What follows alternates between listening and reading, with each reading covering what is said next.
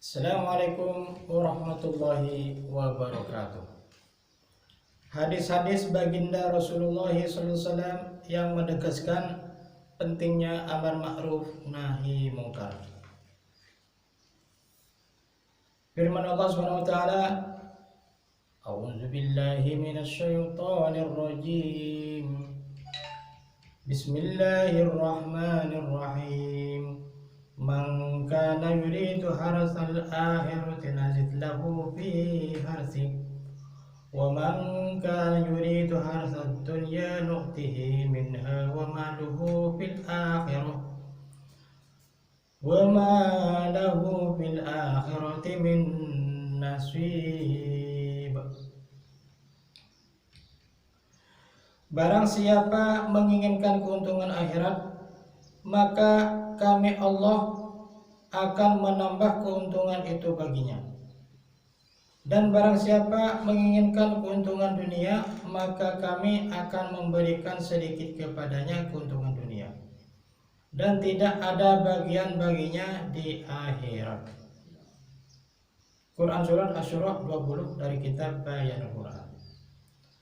Sebuah hadis menyatakan seorang muslim yang menumpukan hasratnya pada akhirat, maka Allah Subhanahu wa taala akan memasukkan rasa kaya ke dalam hatinya, dan dunia dengan penuh kehinaan akan datang kepadanya.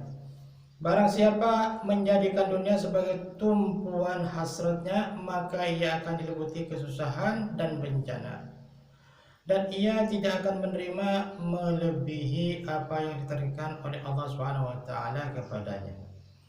Kemudian setelah membaca ayat di atas, baginda Nabi sallallahu alaihi wasallam bersabda, Allah Subhanahu wa taala berfirman, "Wahai manusia, sibukkanlah dirimu untuk beribadah kepadaku, niscaya aku akan menghilangkan kekhawatiran dari dadamu, dan aku akan menghapuskan kefakiranmu. Jika tidak, niscaya aku akan memenuhi hatimu dengan berjuta-juta kegelisahan, dan aku tidak akan menghilangkan kefakiranmu." Demikianlah petunjuk Allah SWT dan Rasulnya.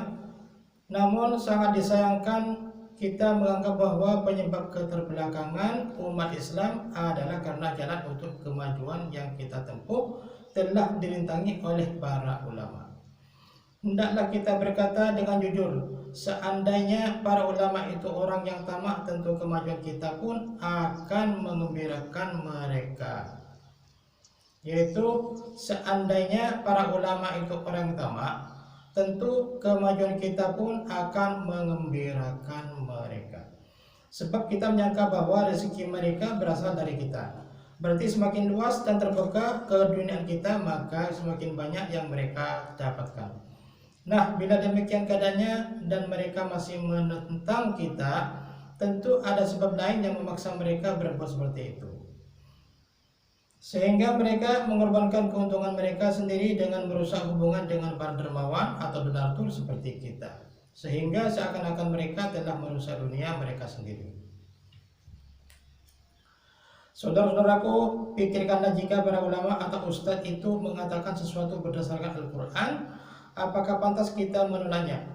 Andaikan kita menolaknya, kita hanya akan dikatakan sebagai orang yang tidak berakal, padahal kita telah jauh dari sifat keislaman yang sebenarnya.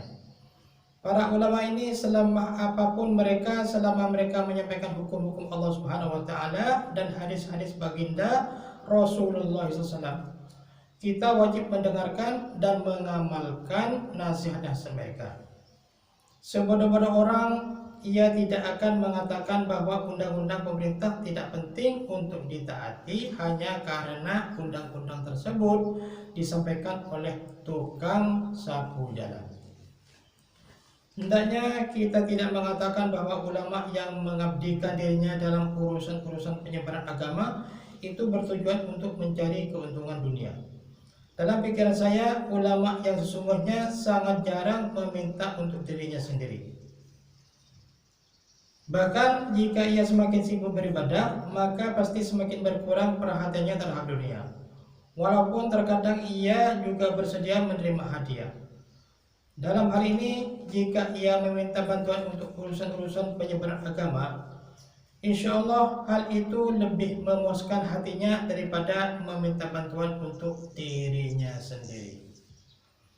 Demikianlah pembacaan taklim.